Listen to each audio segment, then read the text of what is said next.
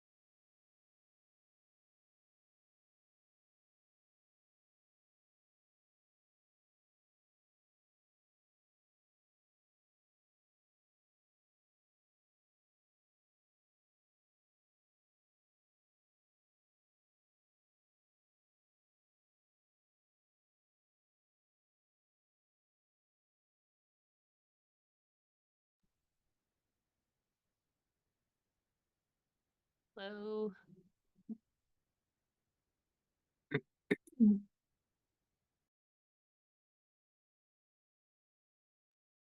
I will be back in 30 seconds.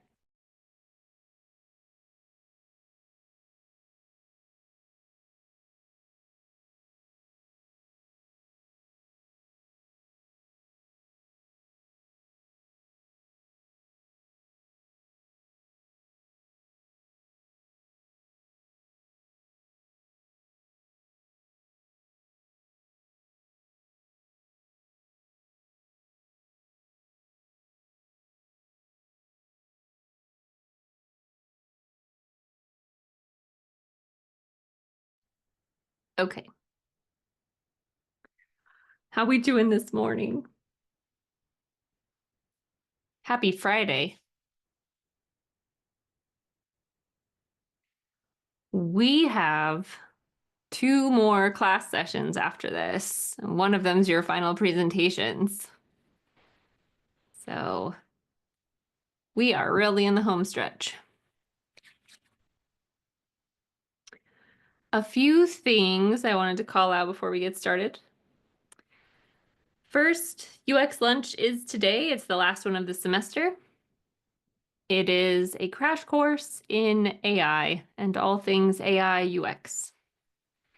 So if you're interested in attending, bring your questions. I also have an anonymous link for question submission that a few of you have taken advantage of. So submit your questions or bring them to the sesh. Let's see. Oh, other item. In your email 3 or 4 days ago, you received a request to do course evaluations. Please do them. I will have a little bit of time available in class to complete your course evals, but those are really, really useful for me, really useful for the university. So please complete your course evaluations. Alrighty. Anything else we need to cover before we get started?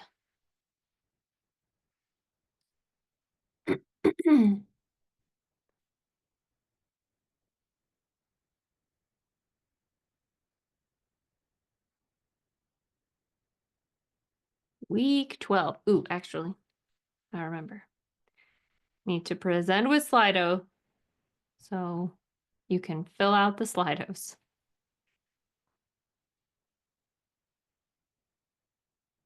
Okay.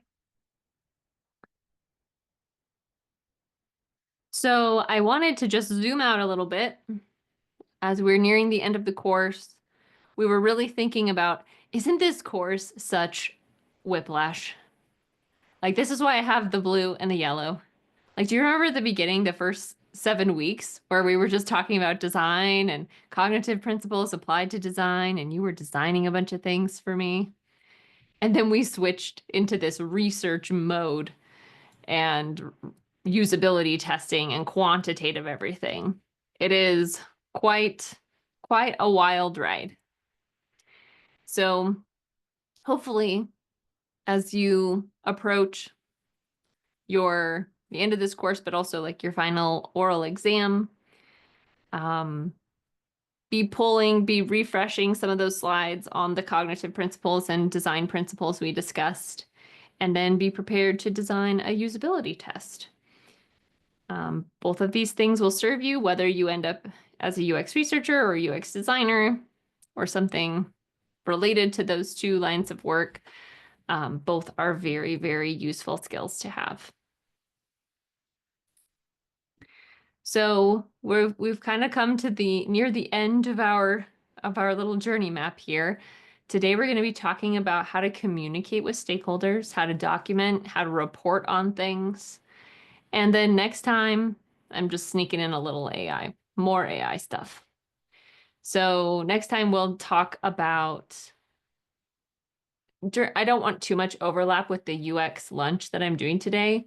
So it's kind of a shame because folks who aren't in this class to attend the lunch won't get things, but I wanted to serve this group a little bit better. So in the UX lunch today, we're going to be talking about a lot of the fundamentals and my take on sort of what tools exist, how I'm using them, the future of AI in UX as I see it. And then next time, we're actually going to look at, okay, for interaction design, what is changing? What tools are emerging? And for usability testing, what is changing? What tools are emerging? How are people using those tools? So if you don't get the level of detail during UX lunch that you really want today, fear not, you will get more detail next class. So that will be the plan. Kindly join the Slido as I ask you a few questions to kick off communication and documentation today.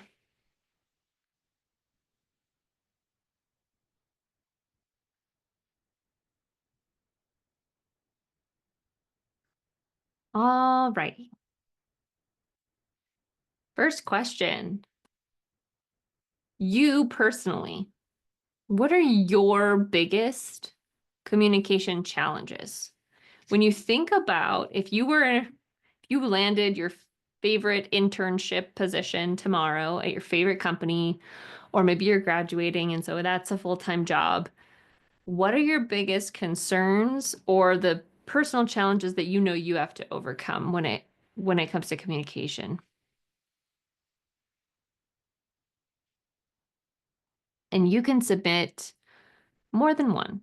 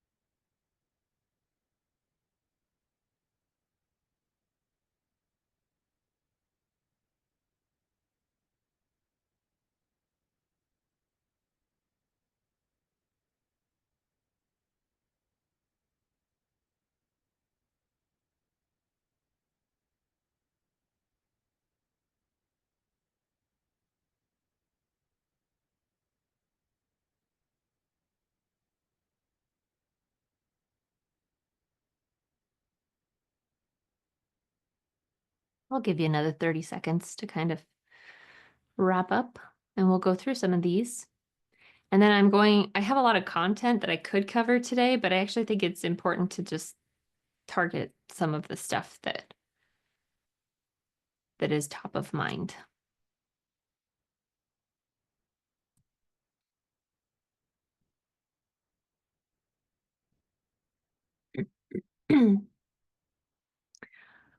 Thank you so much for sharing. These are really great. These are really great. And really demonstrate your ability to like self-reflect and maybe be a little bit vulnerable, be a little bit candid, which I'm really liking. So giving someone else critical feedback. A few of you mentioned, feedback in some form or another. Yep. It's a really challenging thing to do. I still struggle with it. I've been a manager for like 7 years, and I still really struggle with giving people critical feedback. Anyone who's naturally a little bit diplomatic or conflict, I won't say conflict avoidant. I mean, maybe you are, but just like conflict uncomfortable, or maybe you're the kind of person who likes to bring harmony to a space. So when there is conflict, you tend to diffuse it rather than address it. As someone who relates to that, especially in my early career, I will just say there are so many books and tools that I've engaged with over the years to address that. So one thing that I've noticed is like there are just templates, and you will just memorize a template in your mind on how to give someone critical feedback. And guess what? You already kind of know one of mine. I like, I wish, I wonder, I worry that. That's a template I use to give people critical feedback. And it works really well, both in professional world and in personal life. Honey, I worry that if we buy yet another chainsaw, that our current chainsaws will feel bad and rust. I don't know. But I mean, it really does translate to personal. Seriously. Okay, so that's my pep talk for you is like if critical feedback, giving it is hard, there are tools and you will memorize those tools. I am not saying it won't be hard work. You will have to like consciously practice using templates. And you will have to be able to just rattle off I like, I wish, I wonder, I worry that all the time. And actually try that. But sometimes trying those templates in your personal life is the stepping stone to getting really good at them in professional life. And then if someone calls you out on it, like, why are you being so weird? You can be like, I'm practicing a communication skill. And how charming is that, right? Okay. Speaking of being brief, God, I'm not. I don't know what to tell you. No, this is like, we're actually going to practice this today. So I'm looking forward to digging into that a little bit more. Clarity of speaking, intentionality with words naturally leads to brief sentences. So slowing down and being really intentional about the words you're selecting, whether you're speaking them or writing them, I think is the key to that. Telling someone else to do something. So delegating when you know you could just do it yourself. Delegating, collaborating. Those are also really tricky things, right? I think there are ways you can try that out, but honestly, that depends on the working relationship you have with the person. So it might be that you try a tactic and that tactic fails, and then you try another tactic because I don't know. For some reason, when I said it the way that I said it, Jack took it wrong. And so next time I'm going to try a different tactic with Jack. Finding the right words to say when I need to, especially if English is not your first language. You know what's so funny? I hired this woman who was from Uzbekistan. And she was so insecure about her English speaking skills. And what was delightful to me as her manager is that I didn't find that out until I had been managing her for 9 months. She was the highest performer on my team. And when she told me that every day her biggest insecurity was her English skills, I had a very inappropriate reaction. I laughed. I just laughed. So once I got over myself and, kind of leaned in to validate and hear her, because it was so funny because she was my highest performer and probably the best communicator on the team. Now, what I'm not saying is everyone whose second language or English is not your first language is the best communicator in the world, right? I'm not saying that. But what I want to call out is that when English is not your first language, you do naturally get very intentional and clear about the words you're using, which usually leads to better communication, especially in professional settings.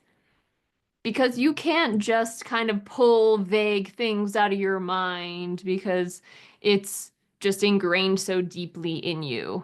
You have to say very clearly what you mean, and you have to carefully select your words. And you usually memorize words that are important faster than other people. So if there's a new project name or a new process name, usually you memorize those faster than other people because you know how important language is. And and you've got that little bit of insecurity. So you're trying to memorize every little new term you're hearing. Yeah. So I know it feels awful, but what I'll tell you is really orient to the external feedback. So I think it's a really good idea to say, hey, just a reminder, like English is not my first language. So I'm going to try my best here. And then, give your presentation or what have you. So reminding people where you're coming from is a great idea. But when you check in with your manager or like a trusted peer and they tell you, no, real, you are the best communicator. That's probably how most people perceive you. So if other people are telling you you need to do some work, take that, it's a skill. You'll keep working on it. But if other people are telling you you're doing a great job, then it might be coming in from internal. And you might find yourself having actually a little bit of a communication superpower because you come at language differently than native English speakers. My 2 cents. I've seen it time and time again. And I've worked for so many global companies. And I think there are like 4 or 5 different countries represented, different first languages represented on my current team right now. And it's just, I think those folks tend to be really good communicators over time. So what is your weakness may become your superpower. How many folks would rather give an impromptu presentation versus a planned presentation? So impromptu folks, raise them up. Okay. Great. Yeah, good to know. I used to be you. I totally used to be you. Because, I'm a little bit extroverted. It might come as a shock. I'm a little extroverted. So I used to just like wing it all the time with my presentations. And I honestly have changed my tactic so hard. The more I present and the higher stakes my presentations get, I cannot rely on what's going on in here. Because when I watch presentations that I give in like an impromptu fashion and I rewatch them, it's like, oh dear, I said what? Like it's all vibes. And sometimes what you think you're putting out is not what you're putting out. So I don't know, I've changed my tactic. And I guess I wouldn't say like all of you people who feel like you can present on the fly, stop doing that. I don't think I would say that. You'll find your way, and depending on how many presentations you have to give, you'll get practice in one format or another. But I have so much, I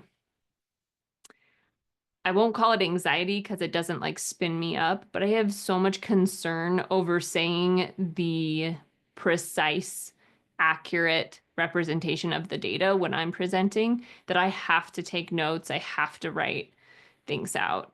And then I have to practice them, or else I get nervous that I won't do right by the data, which usually happens when I'm going off the cuff. Just because it happened this morning at 6 a.m. your time, I gave a very big presentation to a bunch of like VPs this morning for work. And I've been doing this research project for like 6 weeks, 7 weeks. It's a big effort. And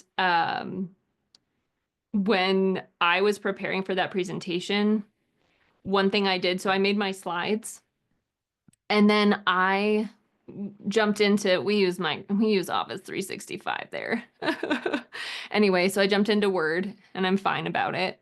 And I used the dictate feature and I just I just talked through all my slides as if I was presenting, even though I was alone. And I made it transcribe me. You could do that with Zoom or whatever. And then I go back and I edit my notes, my transcription. Like I edit it, I add some nice words, I add some nice phrases. Then I go through and I highlight for each paragraph or each slide. I highlight in yellow or green the statement that is the most important for me to say and to say accurately. And then I read that document. And sometimes if it's a high profile presentation, like for an audience of greater than 200 or something, I will read that out loud while I'm presenting and record myself. And then I'll go on a walk and listen to myself. And I'll be at the gym and I'll listen to myself. And I just like rehearse. And I'll just keep recording myself and revising it and listening to myself. That's my process. Again, the risk determines the rigor in all things. So if I'm presenting to you all, I don't do that. But if I'm going to give like a conference talk, that's my process. So funny. Yeah, if you practice it too much, you become a robot. There is, dang it, it's that book again. Think Faster, Talk Smarter. But if you memorize a script, you will sound like a robot. So the best thing to do is like never let yourself read something, like only let yourself read bullet points and you'll sound a lot more natural. And then I tend to just memorize those phrases I highlight. Like today it was something about I want to take a moment to celebrate the contributions of this team because it's clear from this data, we're going to have a really positive impact by switching to this platform. So I hope you all are feeling that positive energy and that you can take that as wind in your sails for all the work to come. Like that was about-ish the sentence. And like I kind of memorized it because that's what I wanted to freaking say. Right? And it was important to me. It was important to communicate that. And the peak end rule, it was my closer. And I wanted to end on a really positive note because I pummeled some people unintentionally, but you know, like it's a research readout, so there's delivering that critical feedback. Anyway, good points, good points. Getting a response back, it's not you. Oops. Making what I say engaging. Oh dear, I don't know. I don't know what to say, except I make jokes and they're weird. And I used to try to stop. I used to be so insecure about the way I communicated because I don't know if you know this, but I'm from the middle of nowhere, Utah. I grew up pronouncing root beer, root beer. And you got up on the roof. You understand? So I had a lot of speaking patterns that I realized when I started college that I was mortified by. And that I got feedback about my speaking patterns. And I worked on it. And many of you have heard my calling the professor bro story on accident and all of that. So like, yes, I grew up with a very casual, very rural Utah way of speaking. And so I like the pendulum swung and I got super professional. I got super robotic, super professional. And then I realized if I'm gonna present and people are gonna listen to me, it has to be somewhere in the middle. And part of that is just from taking a little bit of interpersonal risk. Sometimes I might say you all or y'all, or sometimes I might say bro, or sometimes I might say dude. It's just going to happen sometimes. But again, like you kind of pendulum swing and then you come to center over time and you're just constantly correcting yourself. Ooh, I wanted, okay, stakeholders. Yeah, stakeholders never know what they want. Gosh, I just want to highlight. I'll get my pen out. Stakeholders never know what they want. So, how many of you have heard of the 5 whys? The 5 whys? Yeah. So this is a Simon Sinek thing. He's a very influencery business person, business professional development person who's written a lot of books. But the thing is like when a stakeholder asks you for something, try to ask why 5 times. And then on the 5th time, you'll probably get to what you actually needed. So a great example I was actually going to use today in class. I once worked for an e-commerce company. They hired me because they needed to know, what to build next, what to improve about their e-commerce platform. So they needed me to do research about what to build next. Why? Well, we need to know what to build next because we've already built a bunch of stuff. Why? Sounds like you have a robust platform. Why do you need to build any more features? Well, because the stuff we built isn't really working very well. What do you mean? Why? Well, because we only have 100 active users. Okay, now we're getting somewhere. You don't have any active users, and you think putting features in there is going to help you. But really, that's an acquisition problem. How do we get the word out? How do we get people to come back to us, right? So now we're starting to get to the actual measurable construct that they want. So think about the 5 whys, and you might not get to all 5 without really annoying somebody, but try to do that with your stakeholders as best you can. Hannah, do you have a thought on this or something else? Yeah, I guess a comment. The why method is something Professor Diaz tells us to do in the beginning of stats too, because stats is a very concept heavy, and like through A and B, they're very concept heavy. So it's very natural for maybe for some students to ask like why, but some students are just, well, me personally, I get kind of confused at first, but maybe another student would ask like why, or sometimes she'll just answer the question because she knows we're thinking in our head why. So it just reminded me that asking why, I think it's a great strategy to understand things like below surface level. And then when things are below surface level, maybe it will resonate with you a little better. Totally. This is really meta. Again, I know it's really early for you, but if you can start thinking about life as constructs, and everything is just how closely you're able to measure that construct. So I see my neighbor picking up trash on the street. That's a measure of my perception of my neighbor. Like, this sounds robotic, but once you start to unlock this way of thinking that everything is a construct to be measured, and you want constructs to be as simple and specific as possible, and then your measures just tap into them with varying amounts of error.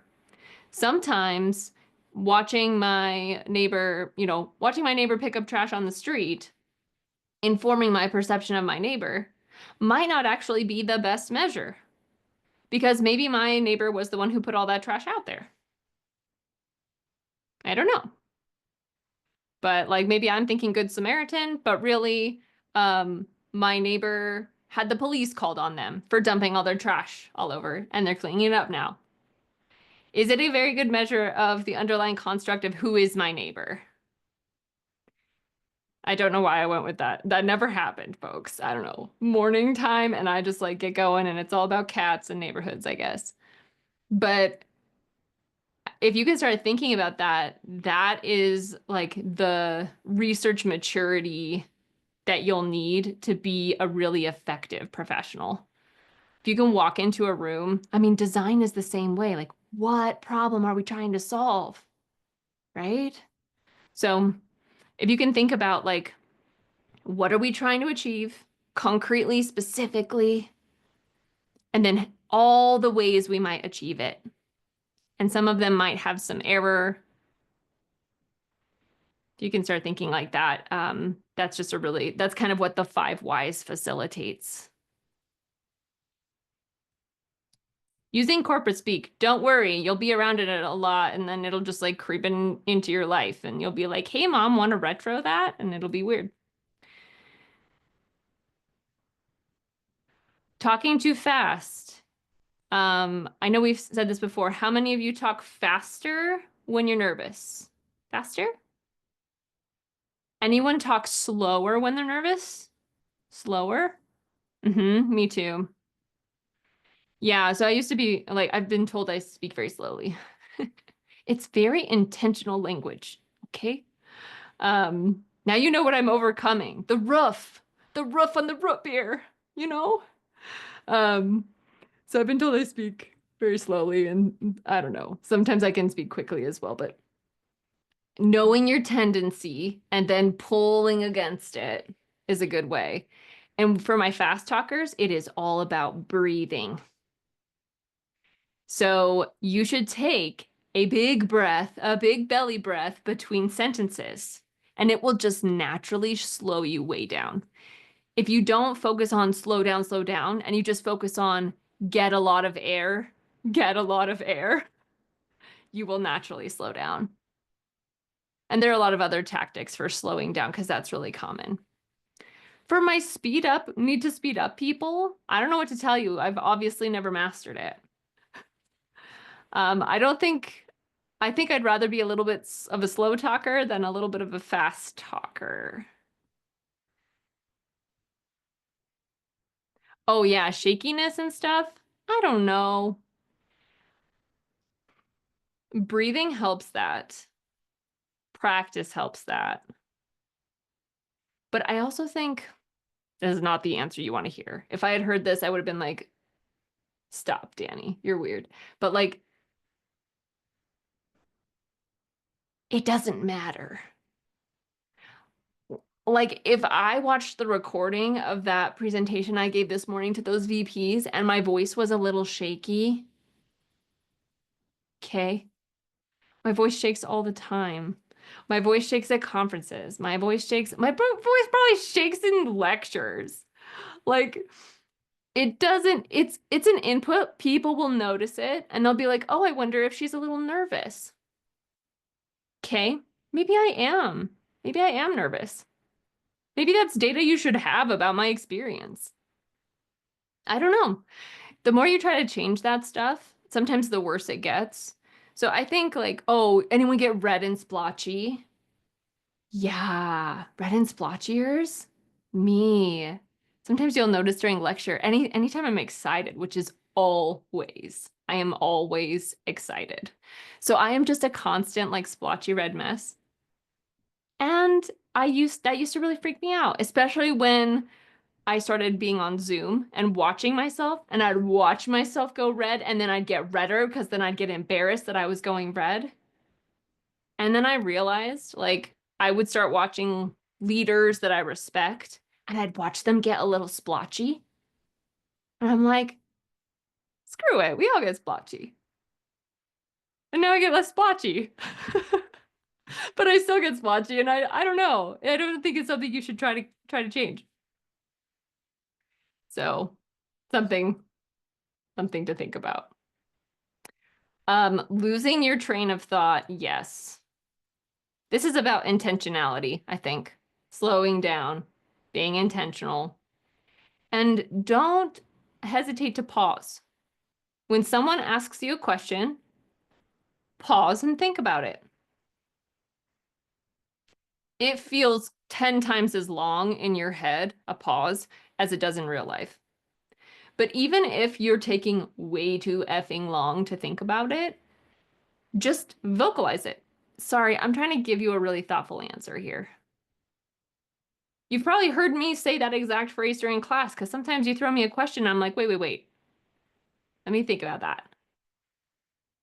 Yeah, I don't think that's a bad thing. Okay, well, did you need 20 minutes of pep talking? I don't know, but that felt great for me. So I hope you're all doing better than you were doing. Let's quickly rank these. So I want most difficult is number 1, least difficult is number 7. Rank the following skills from most difficult for you to least difficult for you. These are like tasks.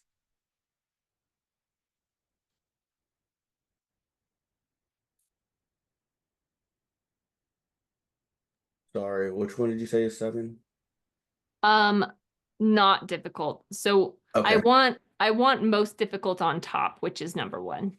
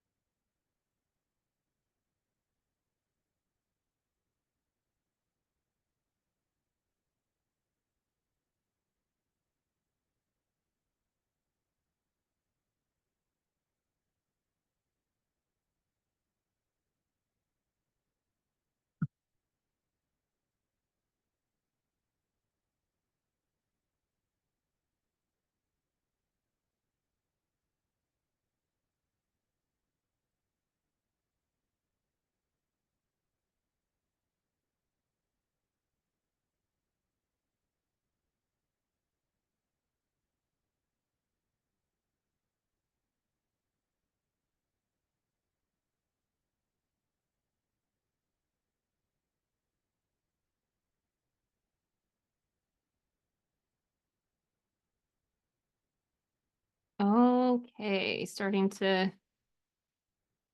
get a sense of these.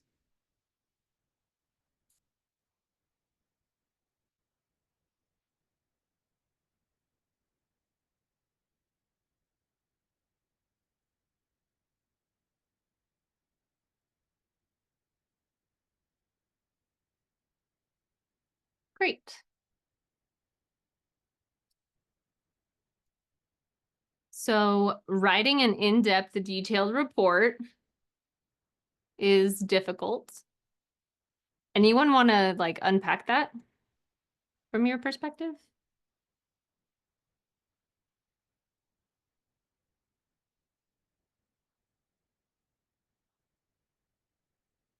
Serena, thoughts? Oh, I was Um, I personally find writing a very in-depth, detailed report difficult because of all the small things that has to go into one report. And if it's just me working on it, then there's could be some things that are overlooked because perhaps if it's a team work, then one person writing that one in-depth detailed report may not be the most effective way to go about it. So when I was reading this specific question, it seems like one person was writing that report, and I was like, I don't know if I can do this all by myself. Also, I just like don't like writing very detailed report because I don't think anyone would read that. But that's just like me. Oh, that's great. Teresa, you're nodding, but did you have other thoughts?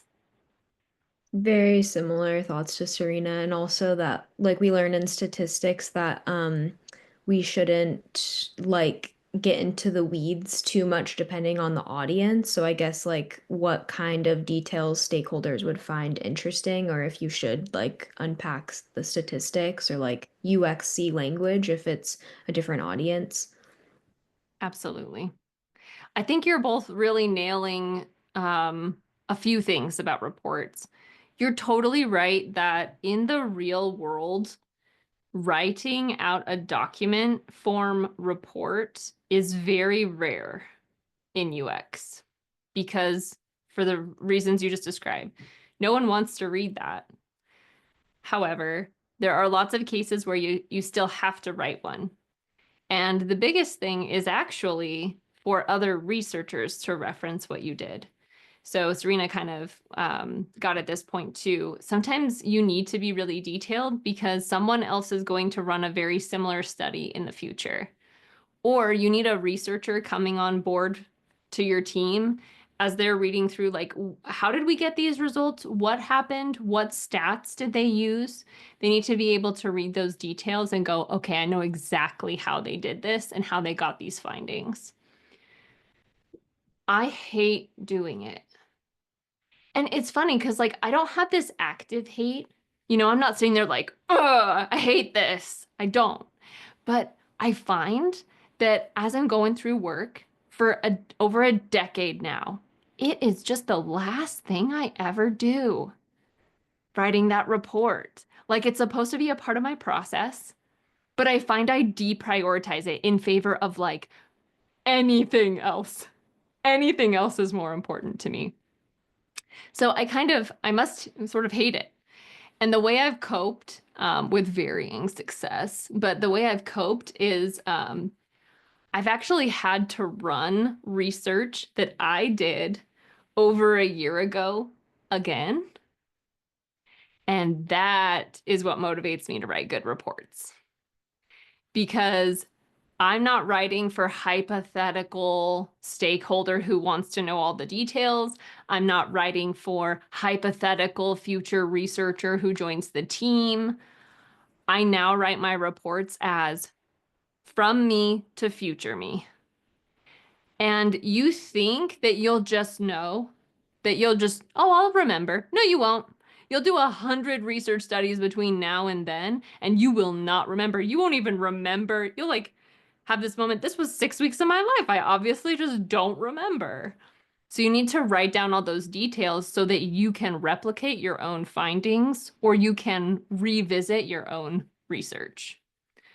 So that's really that's where I'm at with reports.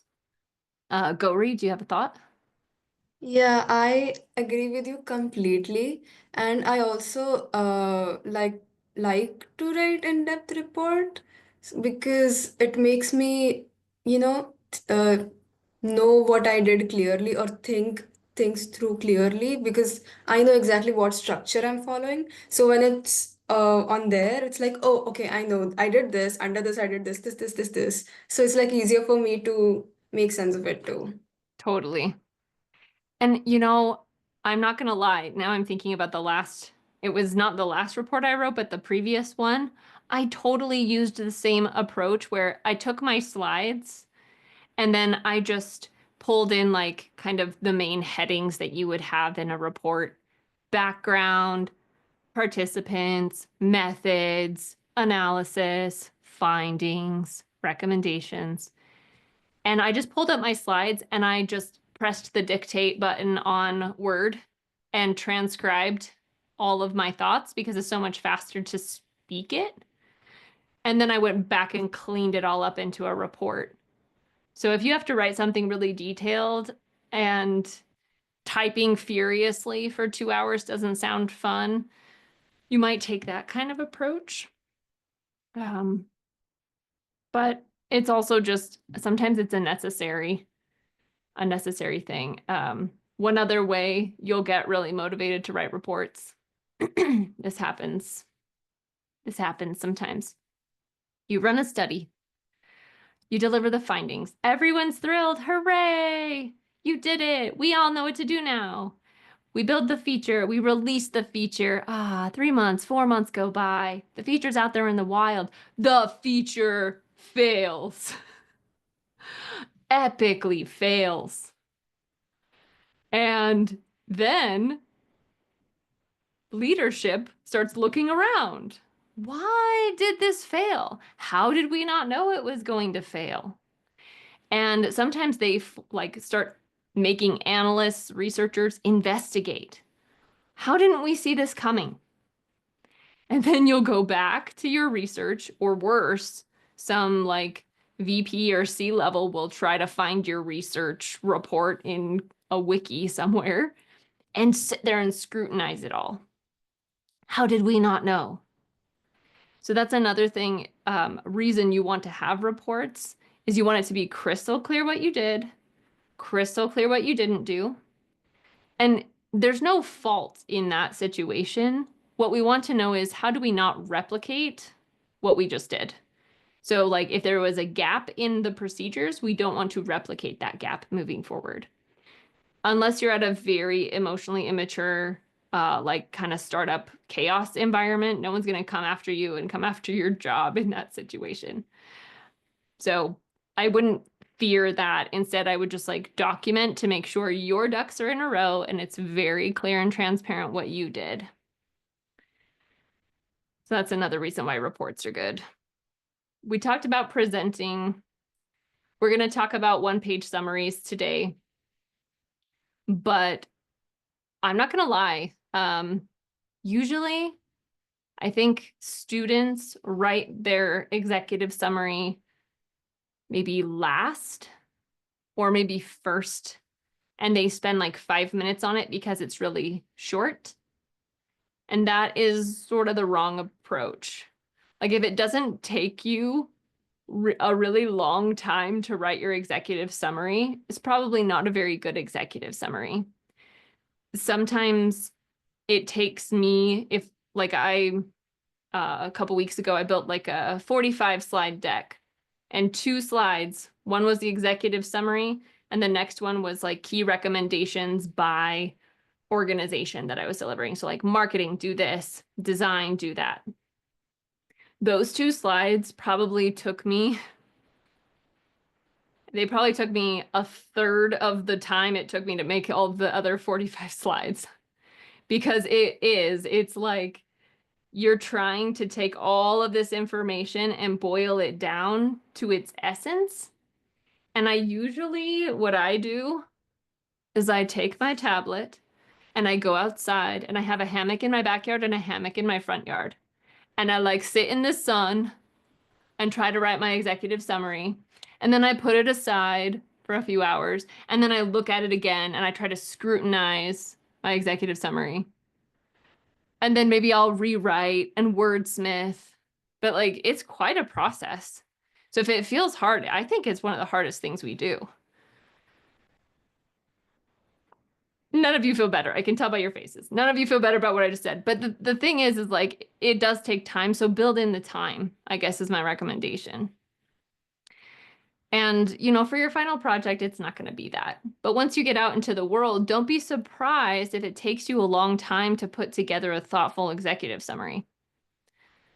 And I usually do it at the end. So I build out all my slides, I read through my slides, and then I really try to ask myself if they remember one thing, if they remember 2 things, what are those things?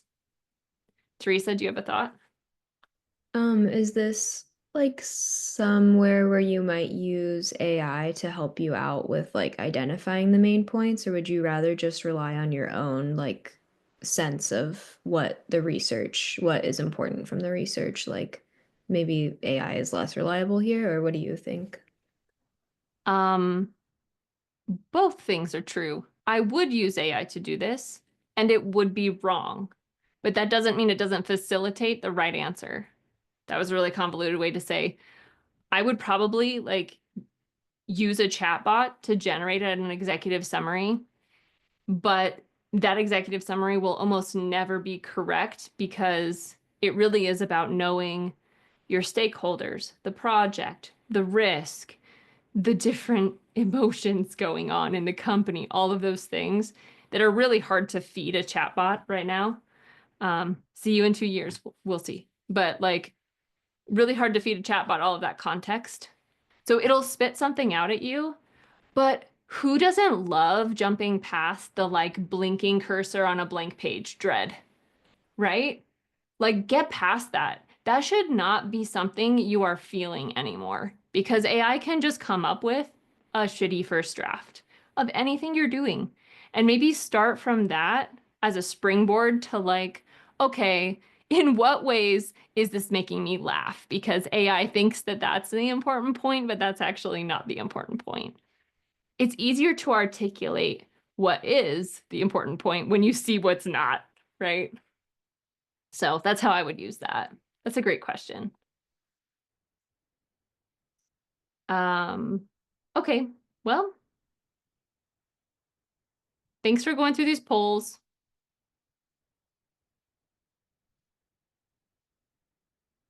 Let's look at a couple examples I want to talk to you about. Documentation's important, right? I just told you, but I actually don't think I'm doing a very good job. I'm making a lot of assumptions about what you know right now. And maybe it's worth it just to say, when you start a project, we'll stick with research because design's a little different, but when you start a project, every time there's going to be some sort of meeting. If there isn't, you have my full permission to try to wrangle people into a meeting for yourself to figure out what we're trying to test, why it's important, what is the construct, what are the right measures. That's going to happen every single time. So you're going to be given a bunch of context, and you're going to have the opportunity to ask questions about that context. But this is where you put on your investigator hat and you ask why 5 times and you kind of push people. I also give my stakeholders fake findings to get them to zero in on what I'm really measuring. So if someone's like, we want to know how usable our site is. Okay. Would a usability score compared to industry standards, would that be what you're looking for? If I said we're scoring a 5 and our competitors are scoring a 5, does that feel good? Well, no, because we want to know whether the checkout page is a problem. Okay, so is it about me telling you what percentage of users can successfully check out for the first time? Well, no, because we think we have that somewhere in our analytics. It's really about whether they get confused when they're entering their payment method. Okay, so if I ran a survey, do you see what I'm doing? Where every time it's like the output from me is going to look like this. Is that what you need? And then they go, yeah, that's what I need. Or no, that's not what I need. Okay, let's try again. So there's going to be that. And then once you get your requirements, you create some kind of test plan. Hey, if it's a 2-day study, you might have a page and it's just your thoughts of how you're going to do this thing. But you're going to create some kind of test plan. Usually it's kind of a formal document and other people read it and go, yeah, that sounds right. But honestly, no one ever reads it very carefully. So you got to do your due diligence at the figure it out stage before you get to the test plan. And then you execute the test plan, right? You recruit your participants, you do all that stuff.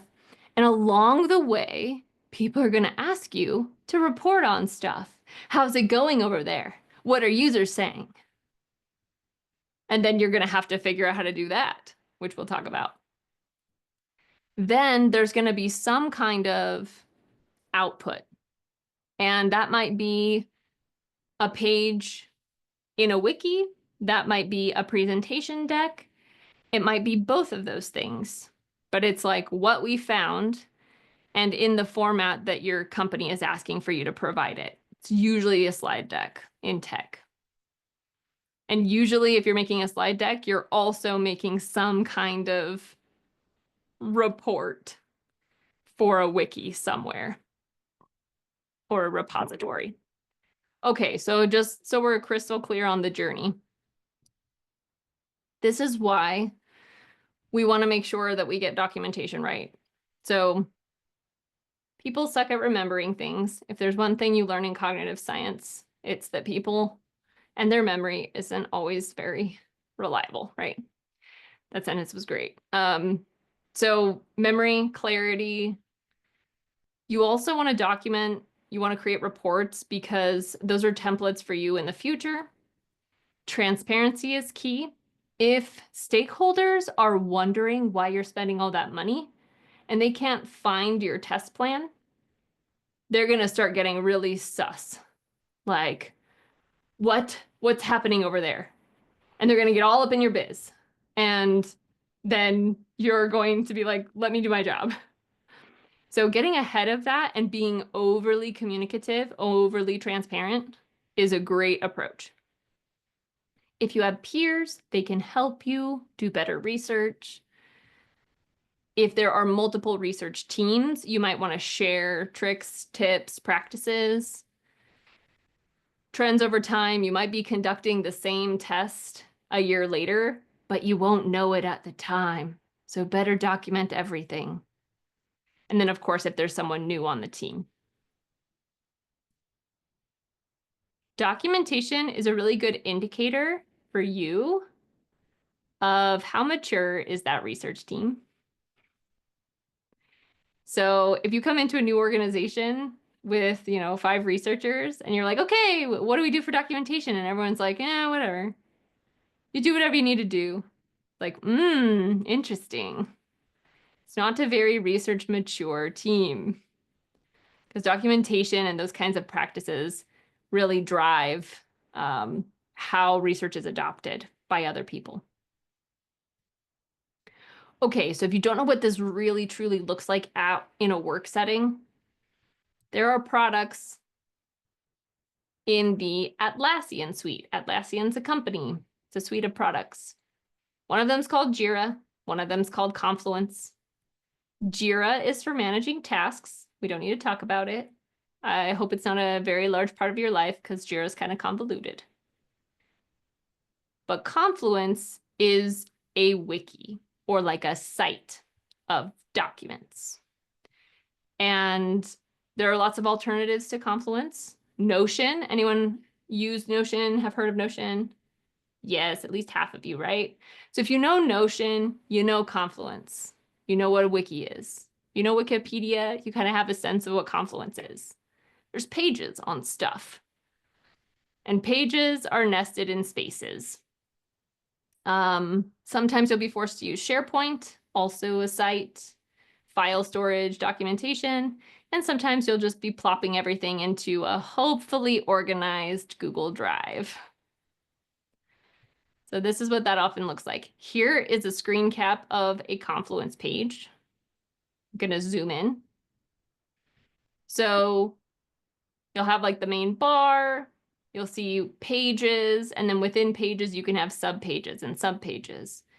And it's just a big, rich text editor, lots of templates and things. So we might have a space that is our product. Maybe we're in an organization like Microsoft, and we work for PowerPoint. So maybe this is the PowerPoint space. And then you might have all of these different pages. Here's one for research, and then here are the 50 research projects we've done this year. There's always going to be a title. Then you want like headers and text, right? But what you typically want to deliver in a good report document that's stored in a wiki is you want the date somewhere in the title, because usually people are looking for that thing we did last spring, not the usability evaluation for population, whatever. So usually it's like date. You might have the project title or the team in the title, and then the project title. So you want all of these things really accessible. And usually my dates are in, like my titles are in a unified format. Every time I have a file, it is the same format title. It's like date, team, project title. You'll have an executive summary on top, a TLDR, too long didn't read. Then you'll have background, research questions, any insights, the methods, and then all your other artifacts linked. The prototypes, the notes, the recordings, the interview guide, the actual analysis in R, the raw data, all of that will go in here. So you want your report to be kind of sweet and short, and then you want this like rich springboard for, okay, if someone's looking for the raw data, they can find it in this appendix, or maybe that section is called artifacts like it is here.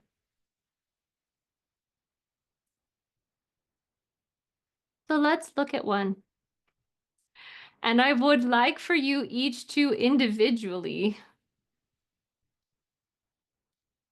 I broke it. Okay. I made you a Miro. Yes, we're in Miro. I made you a Miro for each of you, so you can put your name here. And this is a student's report. So I want you to read through. It's on a usability test. Read through. And for each element, you can just say like, hey, what's working well? And then what's room for improvement? What could be improved? So I'm going to give you a few minutes to read through this thing and just sort of comment your thoughts. What's working well? What could be improved? And then we'll come together and kind of discuss what we're seeing. Any questions? Let me drop the link. Sorry, my computer's really sad now because I opened Miro in a Google slide. Okay. Copy link. I'm gonna put this in the chat.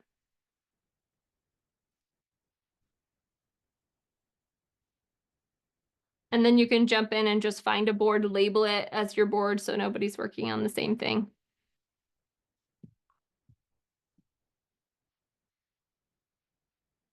And there we go.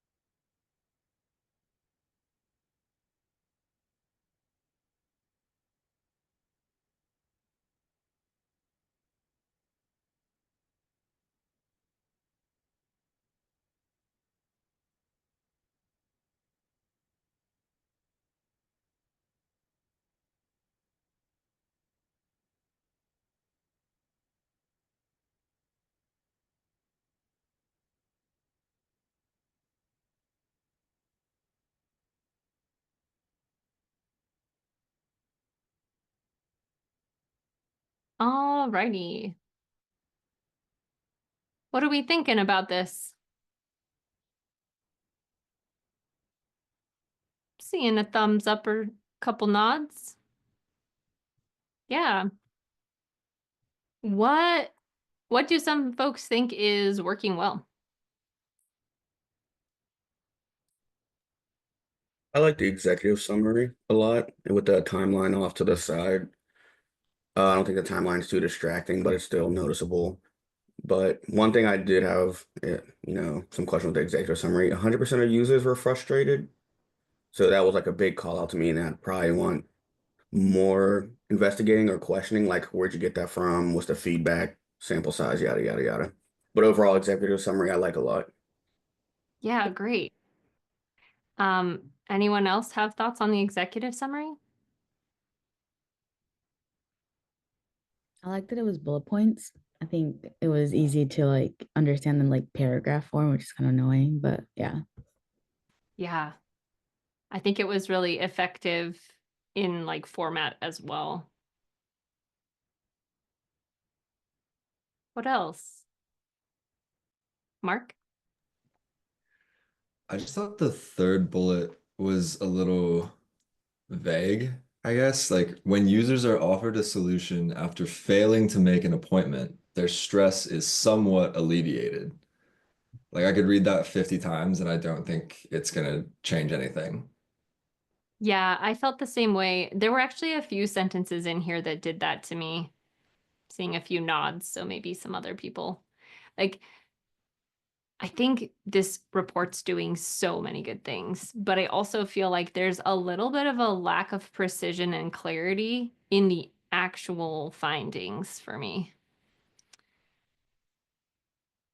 Other thoughts, Serena? Yeah, and that was furthermore, you can see that happening again at like Insight, where they were talking about 1 out of 3 users in the redesign group, yada yada. The first 2 bullet points, well, it's not really bullet points, but I felt like I was reading the same thing twice with one more sentence added in the second one. I was like confused what exactly it meant. So I think it was less of insight and more of like word vomit. And I was like, oh no, yeah, I'm not reading that. Yeah, good thinking. Hannah and then Smirty. I liked in the insights question, I put that I liked whoever wrote this report already typed in questions that the stakeholders may already have. So the 3 ones were like, what was working well, what did users like or dislike? Those are I feel like very common questions stakeholders may have, and I like that that's already in there, first of all. And if the stakeholders had more follow-up questions, then the person who created this report can just follow up verbally instead of being very repetitive in the communication. Yeah, I love that too. Nice, crystal clear text, bold headers, easy to read, question, and then the body of text that answers that question. It makes it really easy for a stakeholder to find what they're looking for. Smirty, did you have a thought? I mean, yeah, pretty similar. I think one thing with the insights part I found was that I think it was just very confusingly worded. Like from what they were trying to say, felt like they were kind of going back and forth with how they were talking about what the results were. But other than that, I did like how they in the background they laid out like everything pretty clearly, especially like what the exact problem was. So I think in that first half, it's very clearly laid out. I think it's just where the insights it's a bit confused. Agreed. Yeah, to +1 to the background. That background is one of the best backgrounds I've read from a student. That was crystal clear, kind of fun language, but still professional. I loved it. Jack? Yeah, I wanted to talk a little bit about the stats because I thought they did a pretty good job of interpreting what was there and just saying, hey, we can't be sure that this isn't just due to random chance. I'm not super sure about like the scope of this exact report, but I would like to hear about what they would think a follow-up would look like because I think from the qualitative responses, like there is a problem here, but this study didn't capture it. Yeah, that's a good point. I would like to see next steps too.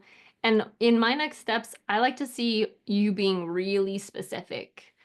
I want to collect data with X number of users, digging into this research question to resolve what we saw here. That's my favorite kind of next step.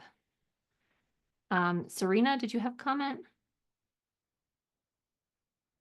I don't know if you usually put this on a report, but they have an image of just a phone there. And I think to make a stronger case, you can have the two different design that you had participant looking at. So the stakeholders or whoever's reading this report know exactly what you meant when you saying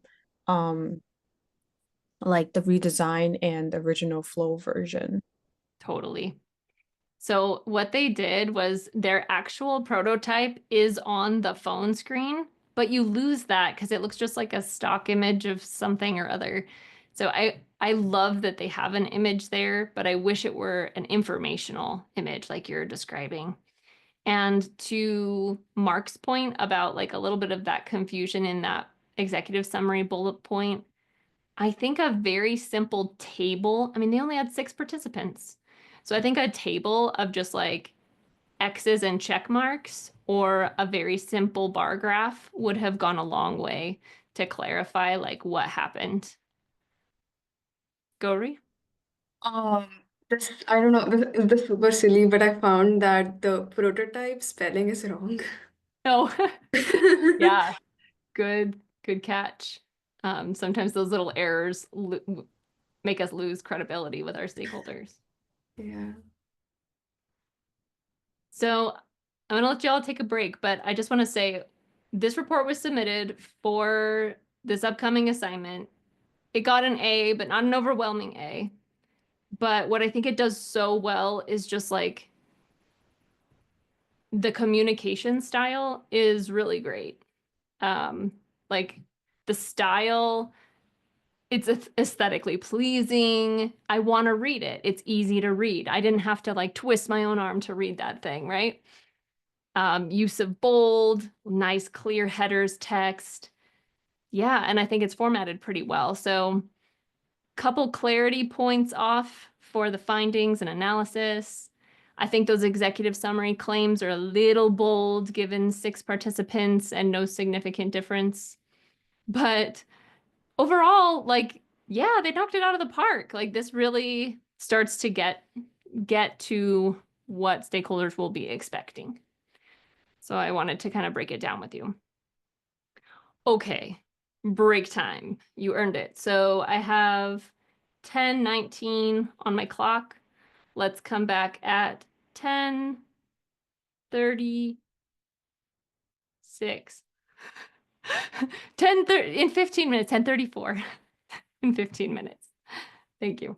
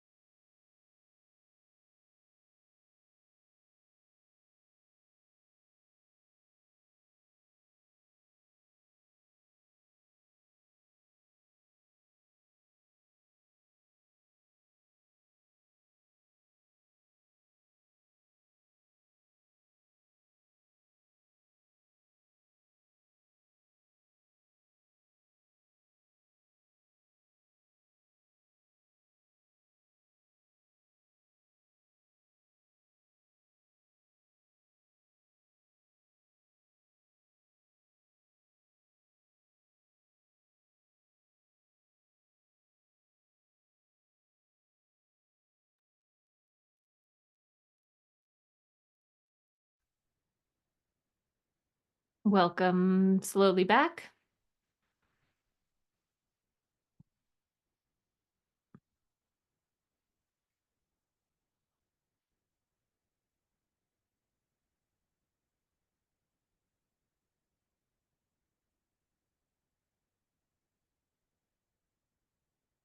Does anyone have that they'd be willing to share? Probably not, but who knows? Does anyone have like a horror story, communication, public presentation gone wrong, catastrophic miscommunication with someone who, like, you know what I mean? Does anyone have one of those stories? I was trying to think of one of mine. I mean, I have a whole bunch, but I was trying to think of one of mine while I was. This is not really like during the presentation. It was before the presentation. And it's gonna get really graphic. It's right before the presentation. I'm not supposed to drink milk, but somebody offered me boba and it had milk in it. No. And then I think I was sitting, it's like you had to wait to give a presentation. And the more I sat, the anxiety built and it mixed in with the vulva. My stomach started rumbling. And I was like, I was the next one to go before I was like, I have to go to the bathroom. I asked the TA, can I go on a break? Because I was like, Yeah. I'm not gonna make it through the presentation. Oh, But, totally. yeah, that was fun. You know, I'm not gonna lie, I've had so many situations, like not high stakes situations, but so many situations where I've like, yeah, gotten suddenly violently ill, like right before I was supposed to do something or have some big readout or something. That is a really common one, but I can't think of a situation where it was like really high stakes so that it would stick in my memory. But that sounds awful. Wow, I'm so glad that we just forget our traumas, y'all. Maybe. Maybe unpack that with a professional.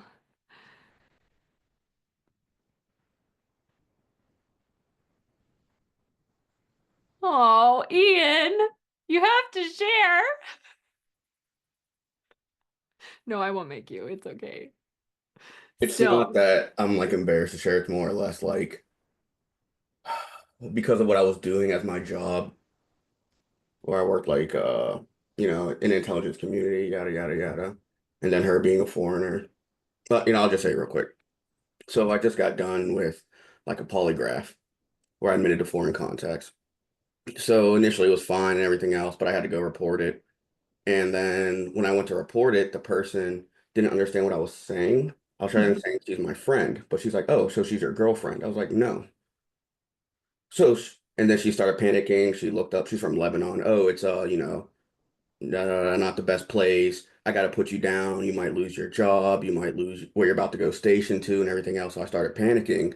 But after a couple of times, she just kind of irritated me. She's like, "Oh, but she's, saying she's your girlfriend." I'm like, "No, she's just a friend." "Well, I'm going to put her down as your girlfriend." I was like, "Well, if I'm going to lose my job, sure, I'm just going to go meet her.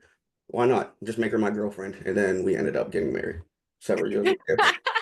And I still kept my job.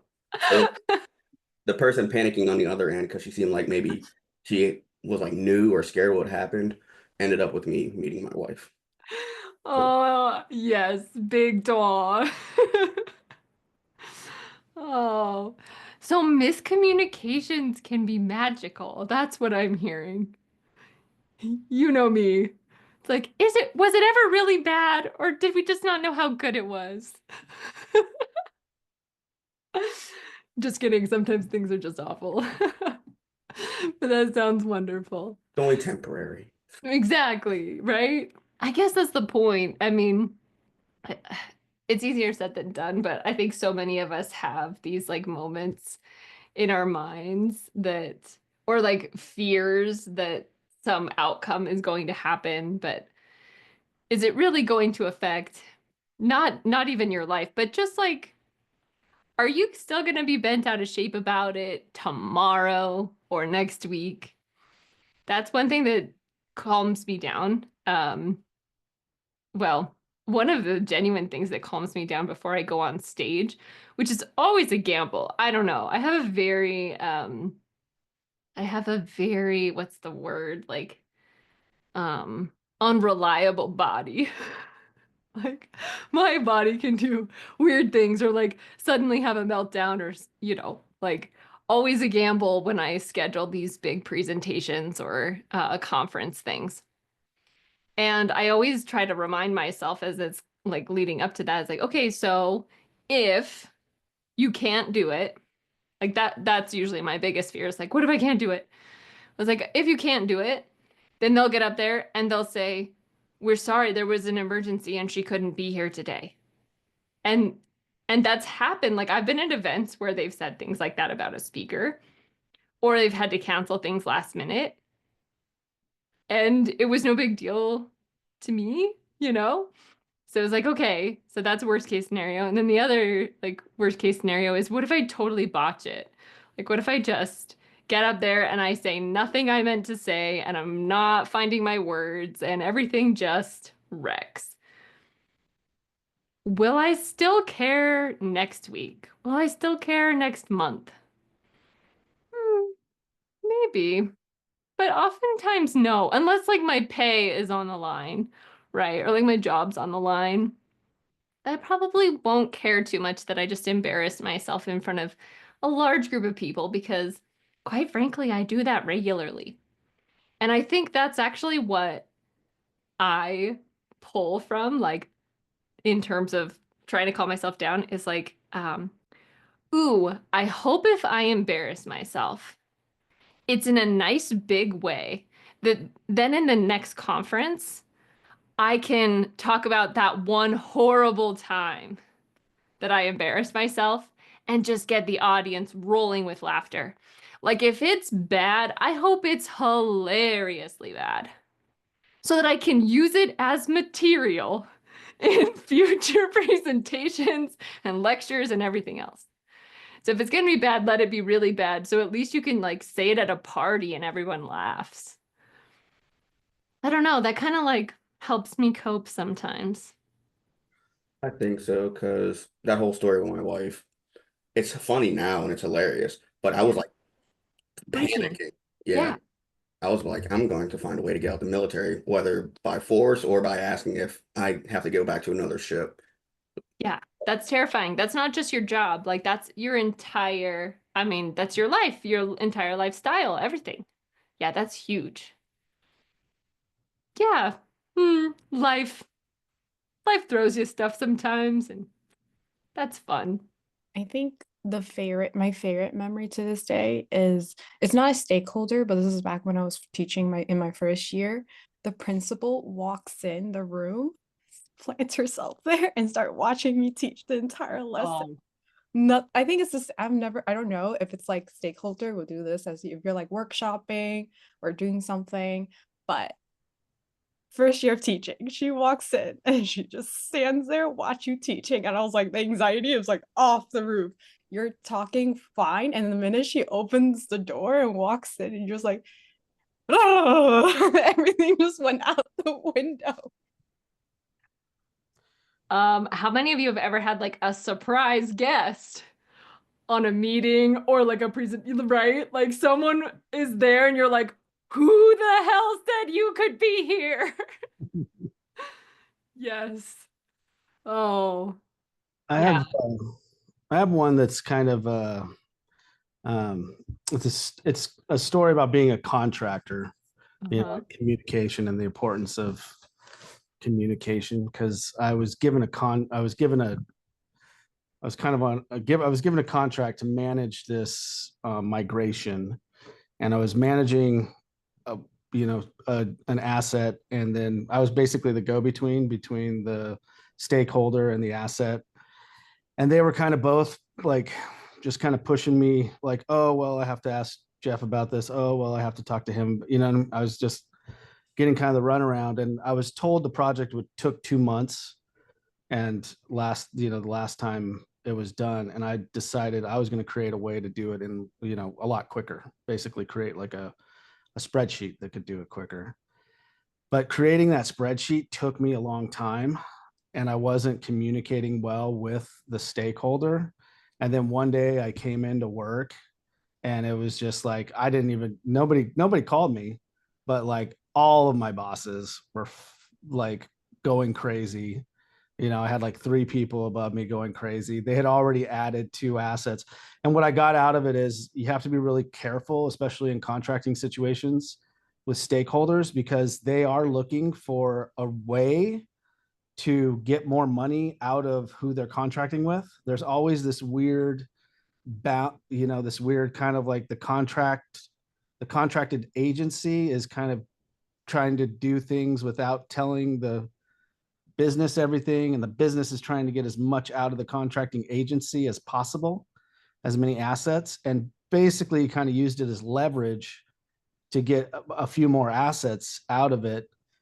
And it was crazy to me, because I was like talking to all my managers. I'm like, well, I came up with a way to do it in a week.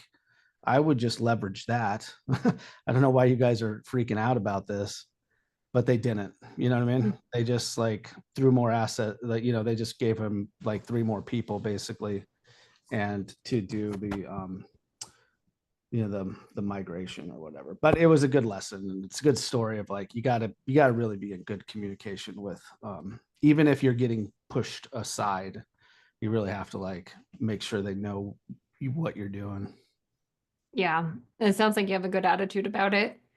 I think that's actually a really good segue into one of the points I wanted you to kind of take away from this, that I think more folks early in their careers, if they could get a handle on this, it would be to their benefit, which is just like no one was ever fired for over communicating. It's really hard to fire someone because they over communicate at you, right? It can get annoying, but no one was ever fired. Lots of people were fired for under communicating.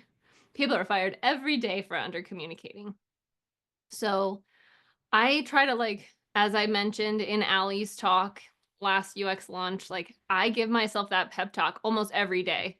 Like when my hands are like hovering over the keyboard, like, should I be telling the VP that this project is, incrementally moved forward? Like, she's so busy, she doesn't care about my project.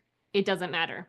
No one was ever fired for being an over communicator. Send, right?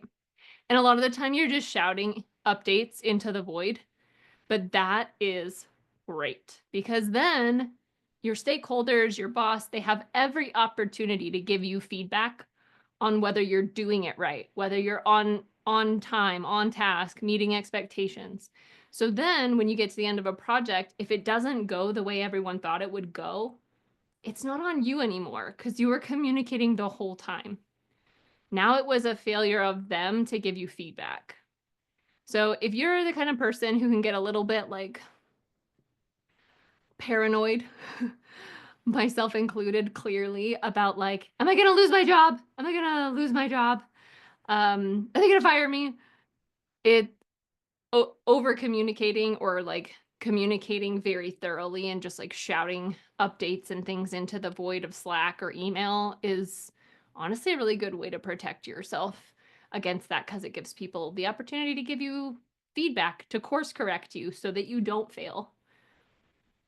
So I wish I had learned that sooner, because I am kind of a take the requirements, go off into a corner, work really, really hard, tell no one, work all night, show up and deliver it, right? And it's like, it would have been better if I had just been updating everyone along the way. Okay. Great conversation. I do want to just say your homework assignment coming up is writing a research report. So you have access to these slides, you have access to that Miro board we just went through. If you want to use that report as kind of like a springboard for thinking about yours. I tried to be really crystal clear what I'm expecting of you in the Canvas assignment description. So follow that pretty closely and you should do well. I have a slide later talking more about your upcoming homeworks, but I just wanted to give you a little bit of that's what's on the horizon for you, is writing that report. A few other like kind of topics that I wanted to cover when it comes to communication stuff is ego, especially because we're often designing things. Some of you have been in other classes of mine and have heard this before, but like, if you can't cite a specific piece of data or a reputable article, source, what have you, then you are making an assumption. If you cannot tell me which user said it, you are extrapolating. If you can't tell me why you did it, then it was your preference. And this seems harsh, I know, but in work, you have to have this separation in your mind of what is you and what is the data, the users you are serving. And it needs to be crystal clear to yourself and to others when it makes sense, when it is you who is talking and when it is the data that is talking on behalf.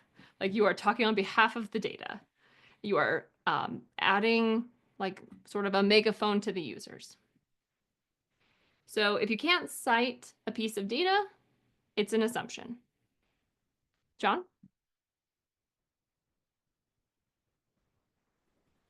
In a formative study, can you make your benchmarks and whatnot based on observation, just based on I'm assuming this because I've observed users. I'm just guessing 10%, you know? Well, I would never guess. I would never put a percent after a guess. In fact, that meeting I had this morning, someone said, were users more likely to say they had trouble with the data in this way, or were they more likely to say that they had trouble with the data in that way? And I said, I would have to go back to the data to confirm if there was even a way to compare those two things. But I conducted 26 interviews. I have an opinion, but it's based on my memory, not based on data that I have in front of me. And for me, actually, one of the superpowers of mine is I do not cross that line. And stakeholders really love that about me sometimes. And sometimes they really hate that about me. But that is one professional choice I make. It is very clear when I am talking about data and when I am talking about my extrapolation, opinion, etc. of the data. So like in a formative study, when you're observing something, observational data is still data.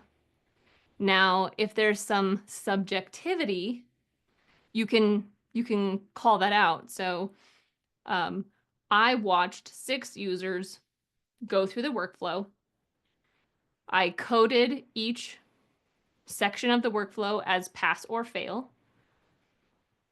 And here are the recordings. You all can go see if they passed or failed based on your subjective criteria, but this was based on my subjective criteria. So you can like lay that out, but you want to be really clear, like when you have data, what kind of data and what level of objectivity or subjectivity that data has.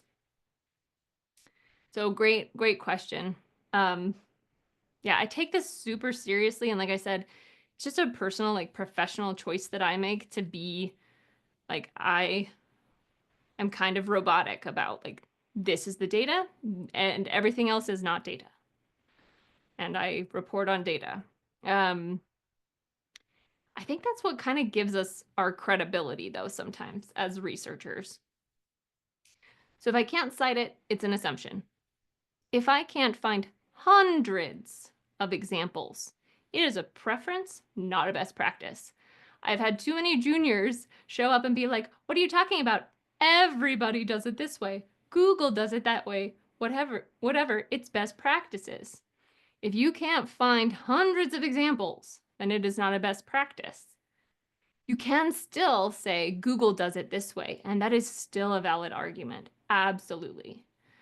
But be careful when you're saying best practices. a few other kind of things that I wanted to share with you. The magic of an appendix. How many of you have ever given a presentation or prepped for a presentation and you, honest to God, don't know how it's going to go? You don't know what questions are going to get thrown at you. You don't know what the stakeholders are going to care about. And you don't even know how to prepare. Oh, me.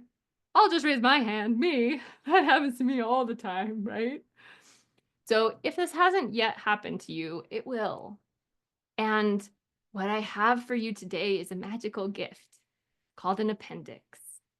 This is really funny because I got my appendix removed not too long ago. So I keep thinking appendix and then I think about my appendix. But in a slide deck, you have your slides, you have how you think it's going to go, and then you have an appendix. And sometimes you have 20 slides and a 30 slide appendix. And that is a wonderful way to come into a presentation that you don't know how it's going to go and you don't know what questions are going to get thrown at you because everything's just in the appendix. So if you need that slide, it's there for you. And then honestly, like that makes a really nice report.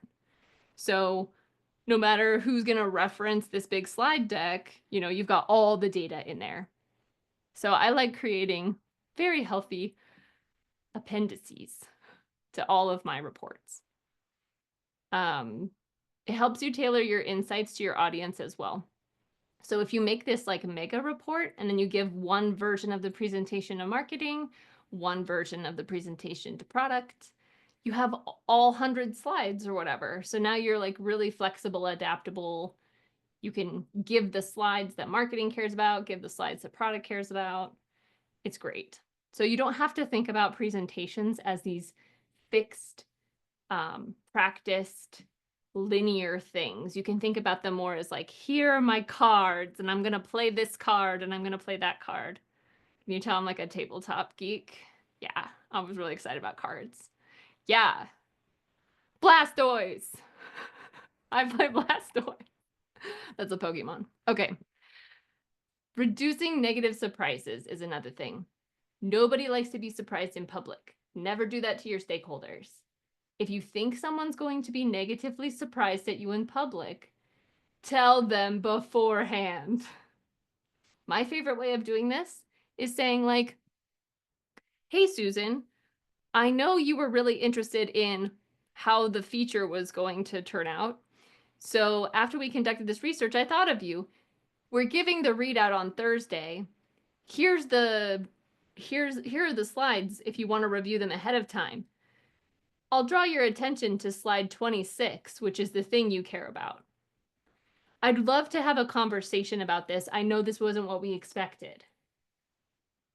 Right? Give them the opportunity to have the conversation with you separate from the group. This will prevent you being in a group setting where someone's trying to tear you down.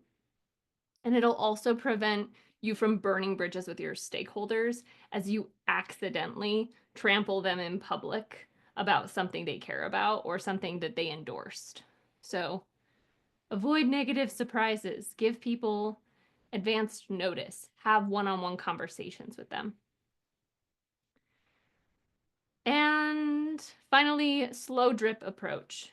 As your findings start to take shape, whether you're collecting data and it's toward the end of data collection or you're beginning your analysis, you might stumble onto like, oh crap, this, the new redesign, the new branding, yeah, it's gonna tank our NPS. That's what I'm seeing. I don't sit on that. I start slow dripping those insights out to my stakeholders in Slack or whatever. So I might throw this into an email like, hey, as we're doing some preliminary analysis, we're getting some red flags when it comes to the new branding guidelines and our NPS score. More details to come. Keep an eye on this. Wee-oo. Give them time to process, right? Give them time to grieve. Give them time to ask you questions. And then show them the points along the way. So that's like real stakeholder handling. I think we've already kind of talked about this. You want to balance storytelling with clarity and precision. I think I don't know, these are just some things. I don't ever say something's bad. It didn't perform well in this context. Our users performed better with the old design. If you're calling someone's baby ugly, you know what I'm talking about? Yeah, our users performed a little bit better with the old design. Unfortunately, those new designs didn't perform very well in our context. Who knew? It's not that they're bad designs. It's our context. Never underestimate the power of yes and. We've already played yes and. Yes, we can definitely release that new design. The data does tell us to expect about a 20% fail rate, so we should come up with a plan to handle that if we're going to go ahead and release anyway.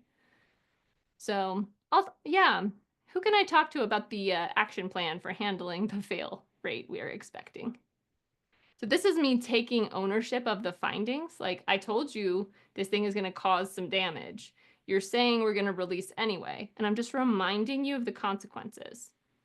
I'm on board, right? I'm committed. Let's go. Giddy up.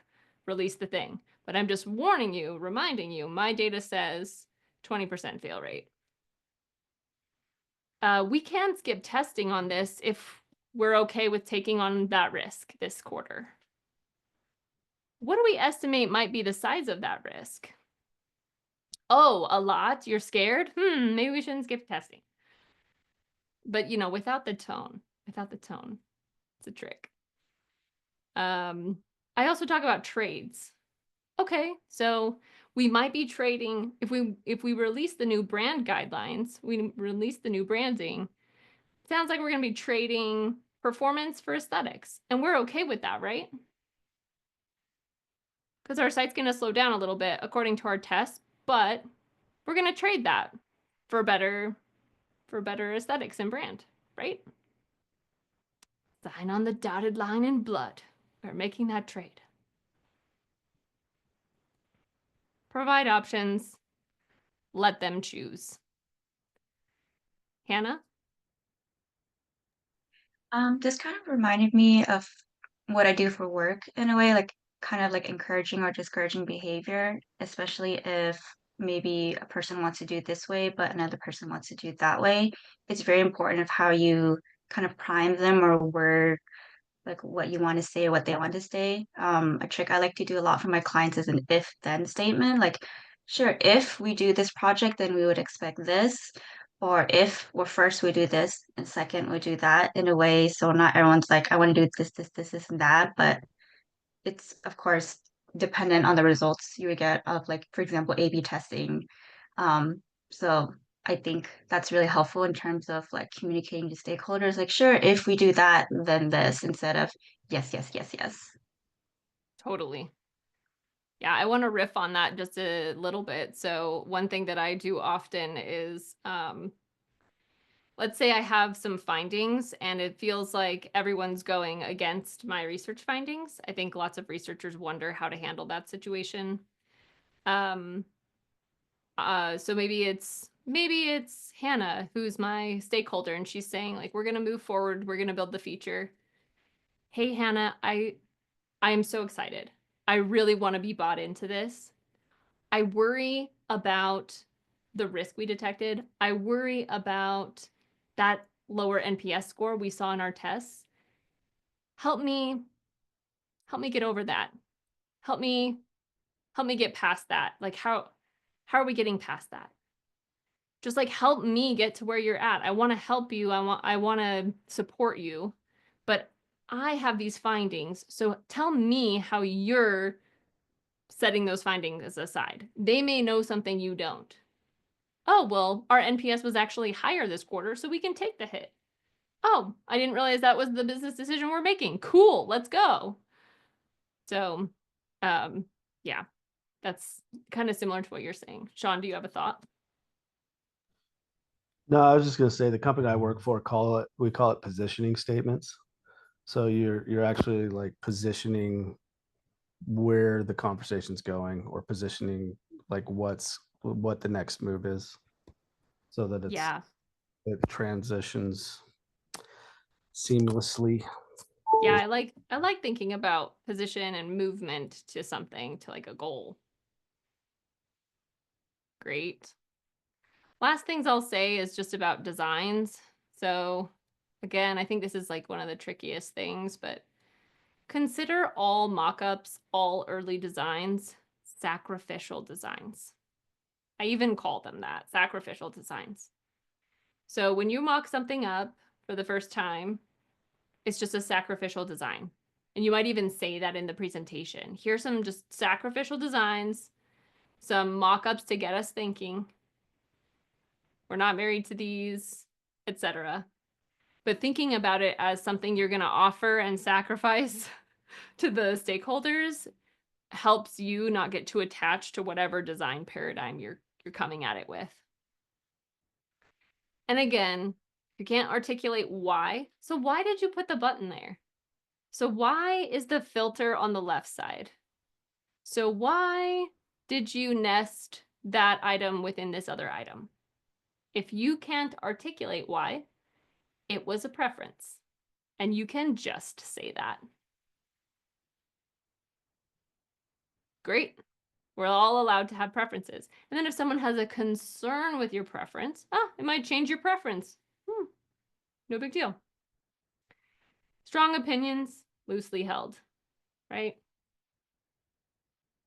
Last thing, again, if you've been in my classes before, you've heard this, but like, you're called a designer, product designer, UX designer, but it's not, the job is not about your creative self-expression.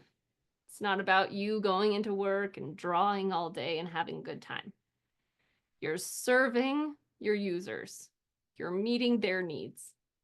Their needs may be completely misaligned with your preferences or your self-expression. That is actually the fun part of the job. It's problem solving and trying to meet their needs with the right solution. It's not expressing yourself. That's artistic. There's a space for artistry, totally. But make sure you label it when it's artistry. Make sure you're labeling it when it's creative expression. That's why we have cute, quirky green owls at Duolingo, right? Like, that's creativity, but make sure it's explicit. And it's different from design. Design is problem solving. Design is solution meets goal. And that's not your goal. It's the goal of the people you're serving. Okay. So I'm not going to make us respond to stakeholders today. I think we've done enough conversation about communicating and such. But I do want to talk about your homework assignments. Look, it's a beautiful butterfly. Don't look too closely at this AI-generated image because it doesn't really understand how caterpillars make it into butterflies. But it knows some of these things are involved. Okay, so your assignment, homework 7F, is to write that report. And it's going to be pretty brief, but you are going to include some details, right? You're going to include your analysis and some other details, just like the report we saw earlier. That's because eventually you're going to submit your final project. That final project is going to be in a case study format. And it's going to be pretty similar in a lot of ways to the report you're about to submit. Also similar is your final presentation, which is going to be a slide deck, 5 to 6 minutes with a hard cutoff at 6 minutes because we have a lot of people in this class. 5 to 6 minutes, communicating the most important information, actually in very much the same order that it will be in this report. You're writing a detailed written outline, and then you're going to turn that outline into a presentation and turn that presentation into a case study. That's the beautiful butterfly. That was my analogy. So what you're submitting coming up will include your analysis. That's the big next hurdle you're jumping over, is that analysis piece. That's your written report, and then you build your final presentation. The hurdle for the final presentation is you need to have some kind of design recommendations based on your findings. So a visual, whether it's from a competitor or some screenshot somewhere, or you've actually mocked up design recommendations you're making, you need to include some kind of visual telling me where the design would go next in your final presentation. And then your case study is just putting it in a case study format and honestly putting it in a Google Drive so that you could submit it as a portfolio or putting it on your website. So hopefully this trend, like these 3 next final assignments are going to feel like just different sides of the same thing. Questions about the report, presentation, or even like the final project submission? Hannah? Just to clarify, for the final report, we can refer to the template you put in the slide deck earlier, correct? Yeah, you can look at that report. It's like I said, I think that one got like a 93 out of 100 because it did so many good things, but missed a few points there. The rubric is posted in Canvas, and I list in the assignment description like I'm expecting a summary or I'm expecting an executive summary. And then I want a background that's like 2 or 3 sentences. And then I want your methods and procedures, including a few sentences about your participants. And then I want your findings, and then your insights, and then your analysis at the bottom. Got it. Thank you. Yeah. Use your favorite chatbot to help you. I am going to say that at the end of every class now. Use your favorite chatbot. Go, please, go use your favorite chatbot to help you. Which is a great segue into UX lunch later. Any other final questions here? Okay. Great. I will let you go. See many of you in UX lunch in a bit. Take care. Bye. Danny, I have a question I need to ask you really quick. Sure. I think I slacked you about this last night.